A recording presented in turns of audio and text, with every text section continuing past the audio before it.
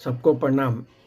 ज्योतिष शास्त्र के अनुसार विवाह में जो आने वाली बाधाएं होती हैं, उनके कई कारण हो सकते हैं। जैसे कुंडली में मांगलिक दोष का होना, फिर कुंडली में जो गुरु ग्रह और शुक्र ग्रह हैं जो शादी के कारक हैं, अशुभ भाव में होना, फिर कुंडली में आपके काल सर्प दोष होना, पितृ दोष होना, अंगारक योग होना, गुरु चांडाल दोष होना, कुंडली के सातवें भाव जो है वहाँ पर अशुभ ग्रहों का प्रभाव होना, कुंडली में शुक्र ग्रह कमजोर होना, कुंडली में नवांश कुंडली में दोष होना, ये सब चीज़ों को आपको देखना है। तो इसके लिए क्या करना है आपको, चंद्रमा शुक्र और बृहस्पति की स्थिति अगर कमज़ोर है और मंगल दोष ग्रहण योग बने हुए हैं, तो इन बाधाओं को दूर करने के लिए जो उपाय है उसमें मांगलिक दोष को दूर करने के लिए मंगलवार का व्रत करें।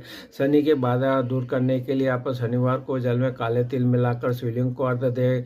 हर गुरुवार को पानी में एक चुटकी हल्दी डालकर स्नान करें। रोज़ शिव पार्वती की पूजा करें। हर गुरुवार और पूर्णिमा पर वट वृक्ष के 108 परिक्रमा करें। गुरुवार को वट वृक्ष पीपल केले के वृक्ष पर जल अर्पित करें। गणेश जी की आराधना करें और उन्हें लड्डुओं का भोग लगाएं।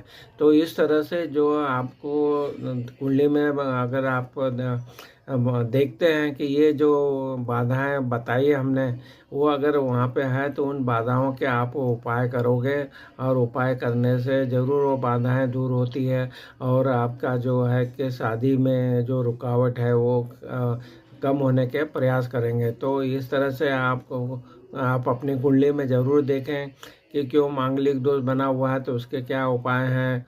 फिर हमने बोला कि शुक्र ग्रह जो कारक है शादी का, वो कुंडली में लड़के कुंडली में अच्छा होना चाहिए।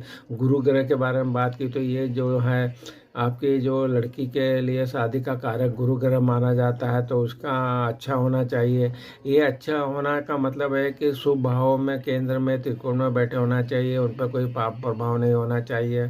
फिर जो ये हमने बताया है, जो आपको मालूम है कि पितृदोष है, तय अंगारक योग होते हैं, गुरु चांडाल दोष होते हैं, तो इनके उपायों को आप कर सकते हैं और उनको ग्रहों को शांत कर सकते हैं।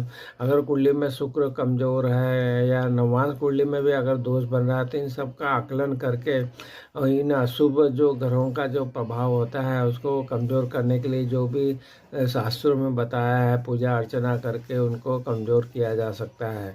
तो इस तरह से जो कुंडली में 5 तत्वों में जैसे अग्नि वायु तत्व की मात्रा भी अगर ज़्यादा होती है, अगर ग्रह अग्नि राशि में ज़्यादा है या वायु में, तो उनका फिर उसका प्रभाव आता है, तो उसको भी आपको देखना होना चाहिए।